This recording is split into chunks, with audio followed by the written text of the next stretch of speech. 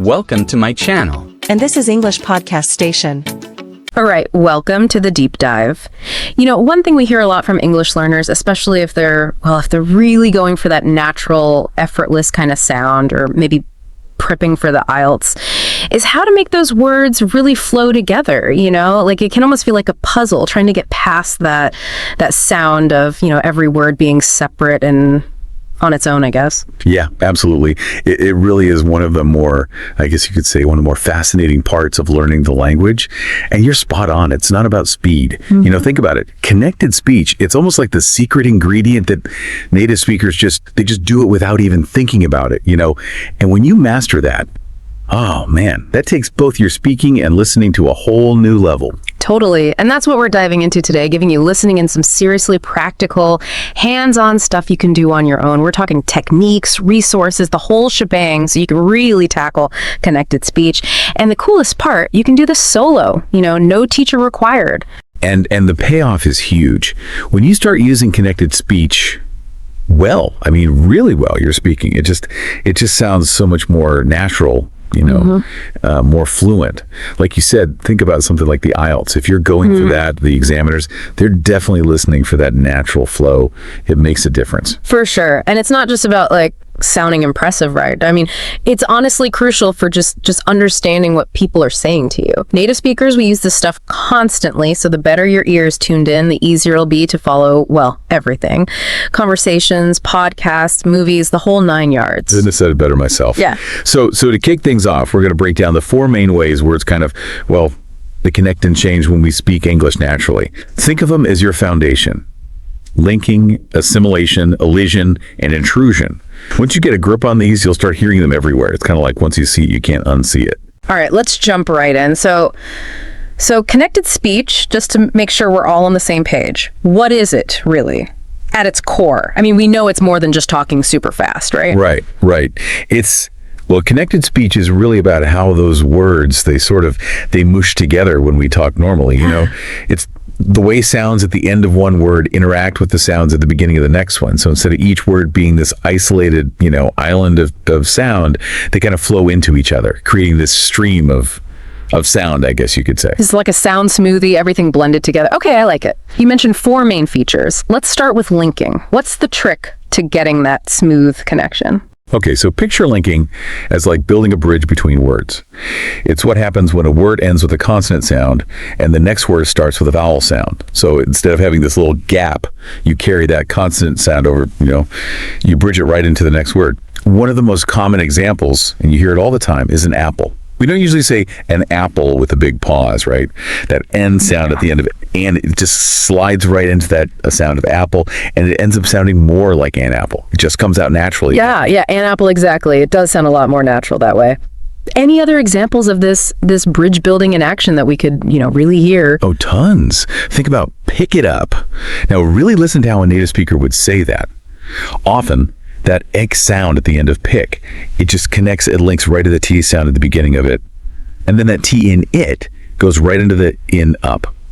It ends up sounding more like pick it up. The real key is there's no hard stop between those words, you see. It's just this continuous smooth flow. Got it. That seamlessness is what we're after with linking. Okay, on to assimilation. It sounds like the sounds are becoming friends and changing to fit in or something. That's a great way to put it. It's like sound peer pressure. Basically, a sound will change a bit to be more like the sound that's next to it. It's all about making things easier to say, smoother in the flow of speech. One you'll hear all the time is would you. Now, in faster natural speech, that D sound at the end of would often shifts to a D, to match the J at the beginning of you. So it comes out sounding like would you. Interesting. So it's almost like the sounds are kind of, being considerate of our tongues and mouths, making things easier to move around. Exactly. It's a totally natural tendency to want to simplify things, especially when we're speaking. Another one that pops up everywhere is don't you, becoming don't you. That T sound, it gets nudged by that J that follows it.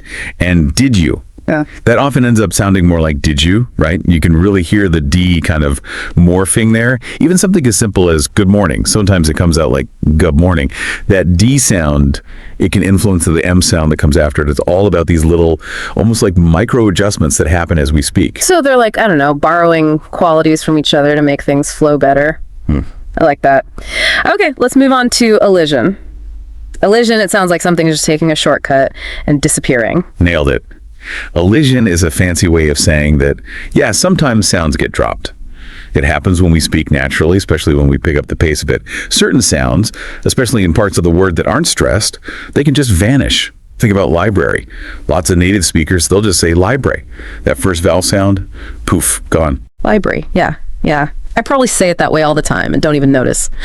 What are some other common everyday examples of sounds taking a little vacation, as you put it? Oh, probably. Becoming probably, that's a classic. And comfortable, that often gets shortened to comfortable.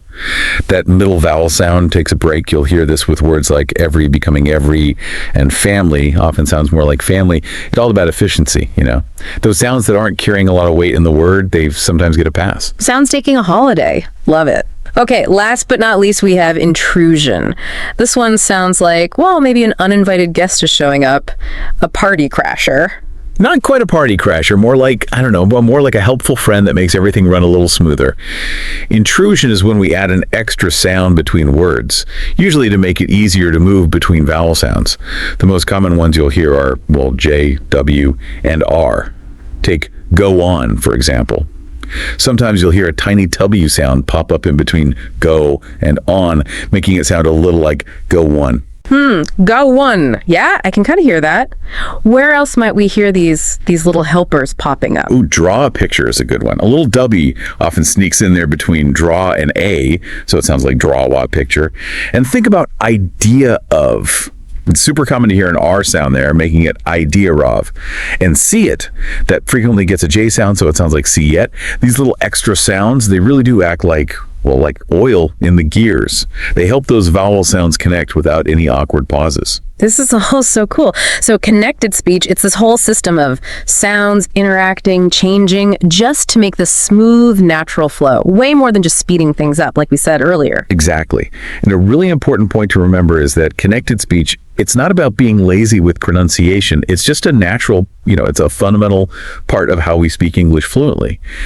Native speakers, they do this without even thinking, and it really shapes the rhythm, the melody of the language. Okay, so what about our listeners who are thinking, wow, this is a lot?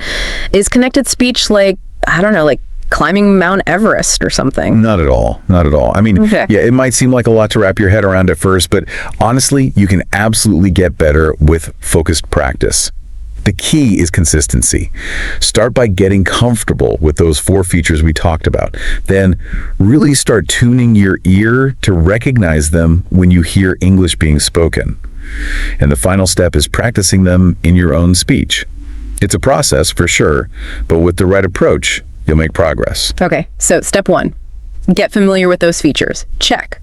But then how do we train our ears to actually hear this stuff happening in real English? That seems super important, especially if you're learning on your own. Couldn't agree more. You got to become a bit of a sound detective. Actively train your ears to pick out these features in the wild, in authentic spoken English. The best way to do that, immerse yourself. Podcasts, interviews, movies, TV shows, anything where you have native speakers just talking normally. So we got to ditch that audio that's like specifically slowed down for learners and jump into the real deal. Exactly. I mean, material made for learners, it has its place for sure. But when it comes to connected speech, you got to hear it the way it really happens out there. And when you're listening, really make an effort to pinpoint those moments of linking.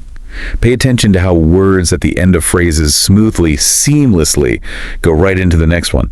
Like, imagine you're listening to a podcast and someone says, "What are you doing?" See if you can hear how what and are blend together. It often ends up sounding more like, "What are you doing?" And when we're trying to catch assimilation and elision, what should we be zeroing in on? Well, for assimilation, really pay attention to places where it sounds like a sound is kind of changing depending on what comes right after it. Like when you hear did you, consciously listen to see if it sounds more like did you. For elision, be on the lookout for sounds that seem to be missing. If comfortable sounds more like comfortable, well, that's elision doing its thing. Okay, so actively looking for those subtle shifts, those missing sounds. Got it. What about intrusive sounds, those little sneaky ones? Any tips on getting better at recognizing those? Intrusive sounds, they can be a bit trickier, yeah? But really listen for those extra, almost whispered sounds that pop up between words, especially when one word ends and the next one begins with a vowel sound. If idea of sounds a bit like idea of, that's probably that intrusive R sound sneaking in there. And go on, morphing into go on is another great example to practice with. So it's about becoming super aware of, like, the micro details, the fine print of spoken English? Yeah, you got it. It's like training your ears to be super sensitive to those little nuances, those blends and shifts that happen naturally when we speak. The more you actively listen for them, the better you'll get at recognizing them. And that's step one before you can start using them in your own speech. Wow, I can feel my ears working overtime just thinking about it. All right, so we're getting good at recognizing these features. Now, how do we make that jump from hearing them to actually, using them ourselves? That feels like the next big hurdle, especially if you're learning on your own. Absolutely. And that's where the speaking practice comes in. There are two really powerful techniques that you can do completely solo: mimicking and shadowing. Let's start with shadowing. Okay, walk us through shadowing. What's the idea behind it? Imagine you're like a vocal shadow of a native speaker. You listen to a short bit of audio or a video, and as they're speaking, you try to perfectly copy what they're saying. But the key is, you do it at the same time they're speaking. You're trying to match their pronunciation, the way their voice goes up and down, their intonation, and the overall rhythm and flow of how they're talking. You're their shadow. Wow, all at the same time. That sounds pretty intense. Where's a good place to start if you're, brand new to shadowing? It's always best to start small. Use short audio or video clips. Maybe just a sentence or two at first, and pick audio that's spoken at a slightly slower pace. This gives you a better chance of keeping up and really focusing on getting it right. As you get better, you can gradually move to material that's a bit faster, closer to normal speaking speed, if you can find it. Should we stick to audio only, or is there a benefit to adding video? Using both can be really helpful. Video gives you those visual cues, like how the speaker's mouth is moving. That can sometimes give you a better idea of how those sounds are formed, how they're linked. Practicing with both audio and video will give you a more well-rounded understanding. Yeah, visuals can definitely help. And what about the material itself? Anything specific we should be looking for? I'd say it's good to practice with both scripted and unscripted stuff. Scripted stuff like movie scenes or podcast transcripts, they give you a set text to follow. Unscripted stuff like interviews or casual conversations, well, they throw you into the deep end a bit.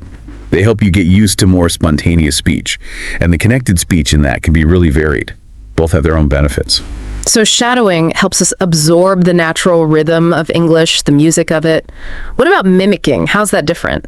Mimicking is a bit more, it's more focused, more deliberate. Instead of trying to repeat in real time, you listen to a short bit, like a sentence or two, and then you pause, and then you try to replicate what you just heard. You're really zeroing in on specific connected speech features. It's more about listening, absorbing, and then consciously trying to reproduce it. So it's not about speed, but about accuracy. Exactly. Yeah. With mimicking, you might choose to focus on just one thing, like how linking is used in a particular phrase or how a specific assimilation happens.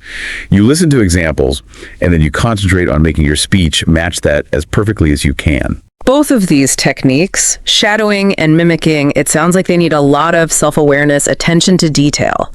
But if we're learning on our own, is there a way to get some feedback, without a teacher there to tell us how we're doing? Absolutely. Recording yourself speaking and then, and this is key, listening back to it is really, really crucial for self-correction. Use your phone, your computer. Most devices have a voice recorder built in. Record yourself reading something, even just having a little chat with yourself. All right, so we've recorded ourselves. Brave, I know. Now what? What should we be listening for when we hit play? Put on your critic hat, Really listen to that recording. Compare your speech to the native speakers you've been shadowing or mimicking. Pinpoint the spots where the connected speech isn't quite there, or where it sounds different from the examples. Jot down any moments where you struggled, whether it's linking, assimilation, elision, or intrusion. Really listening to yourself is so valuable. It's like we're becoming detectives of our own speech, looking for those little clues. It might feel a little weird to hear yourself at first, but it sounds like a super effective way to pinpoint what needs work. It can be a little strange, yeah, but you get used to it pretty quickly. And the things you learn from it, they're worth it. It's almost like having your own pronunciation coach available 24/7. Amazing.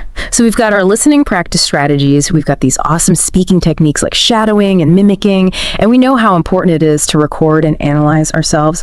What about online resources? What's out there that can really help us on our solo connected speech journey? The internet is like a treasure trove for this. One type of resource that's super helpful, I'd say, are those pronunciation apps and websites. Many of them have interactive exercises, visual aids, things that can really make it easier to understand and practice different sounds and connected speech patterns. Things like ELSA Speak or Say It, English pronunciation, these can be great. A lot of these actually give you instant feedback on your pronunciation, which is a game changer when you're learning independently. Yeah, having those interactive exercises with feedback, that sounds really helpful. What other online tools should we be looking for?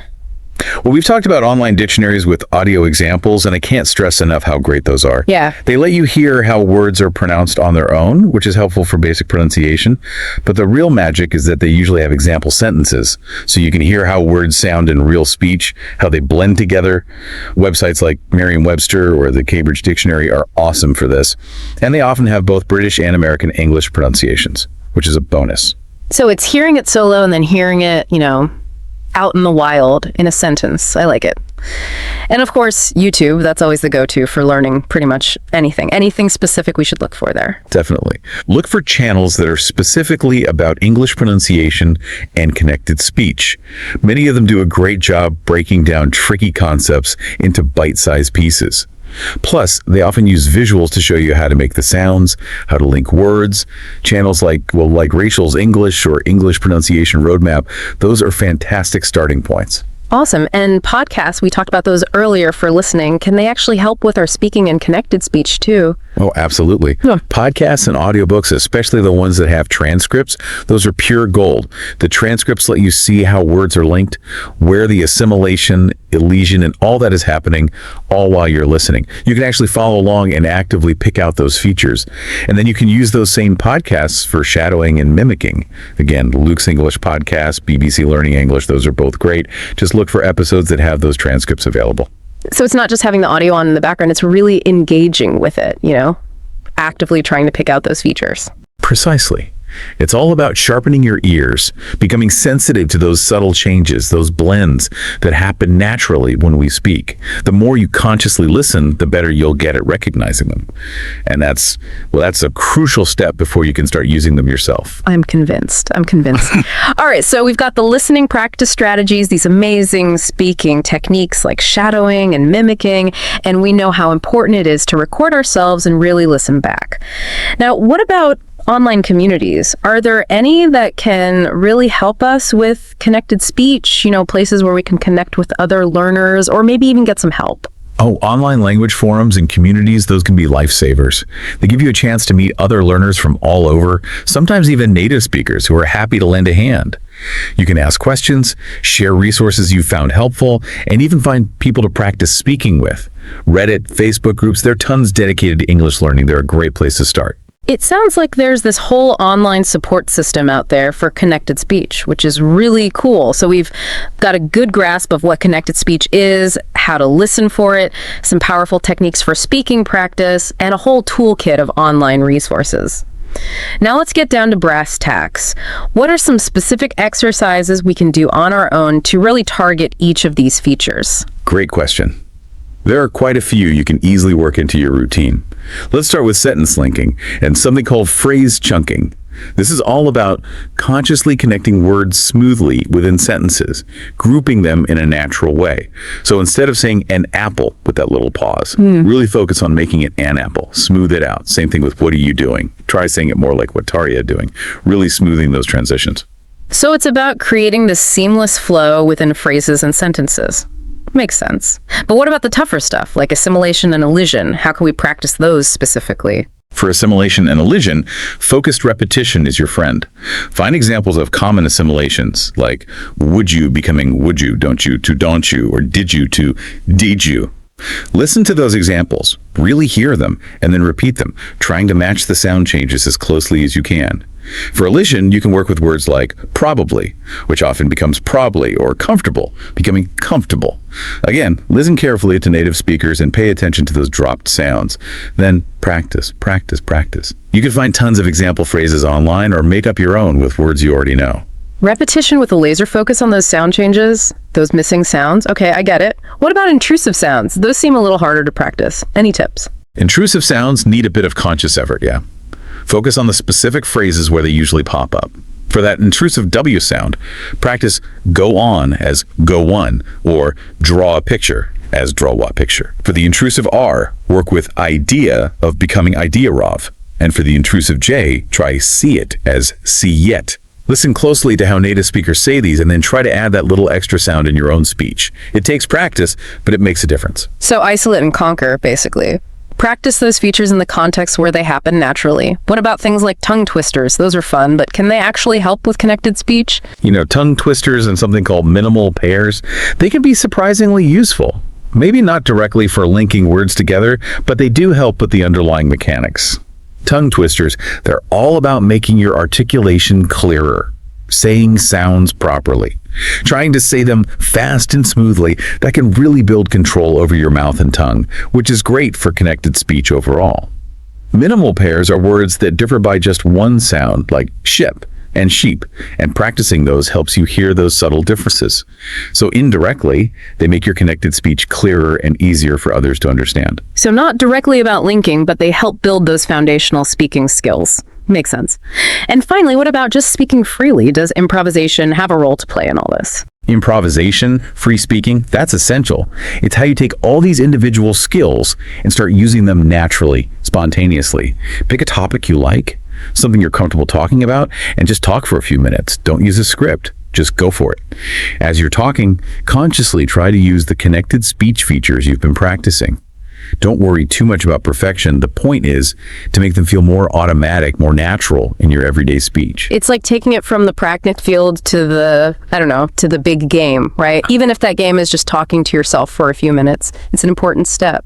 Exactly. It's about moving from that very conscious, intentional practice to a more unconscious, natural way of using these features. The more you try to use connected speech in your regular speaking, the more natural it'll feel over time.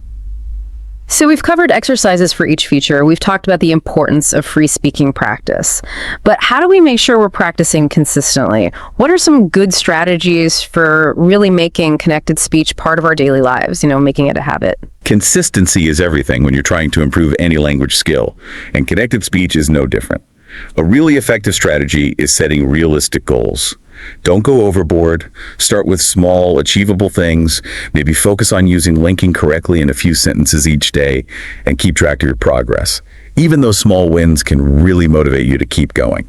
Breaking it down, making it manageable, and celebrating those small victories. I like that.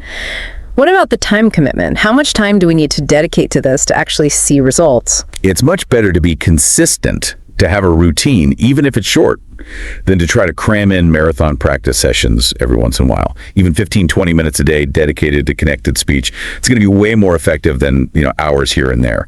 Treat it like an important appointment, something you wouldn't miss. Those short bursts of focused practice over time, that's where the magic happens. Short and sweet, but daily. Got it. Now, what about when we're using English in our everyday life? When we're speaking or even just thinking in English, how can we make sure we're actually using what we've learned about connected speech? This is where you really start to reap the benefits of all that practice. Whenever you're speaking English, even if it's just to yourself, make a conscious effort to apply what you've learned. Try linking words in simple phrases. Purposely use assimilation when you're using common expressions. The more you actively do this, the more natural it will become. Actively putting it into practice, even in low-pressure situations? Love it. But let's be real, sometimes trying new things with your speech can feel a little, awkward, maybe even a little scary. How do we get past that? Yeah, that's super common. It's important to remember that making mistakes, it's not a bad thing. It's actually a really important part of learning any language. Create a safe space for practice. That might be when you're alone, or with a language partner who's also learning and gets it, or even in those online language groups where everyone is there to help each other improve. Don't let the fear of making mistakes or sounding a bit different stop you from trying these things out. Finding that safe space to experiment, that's a great tip.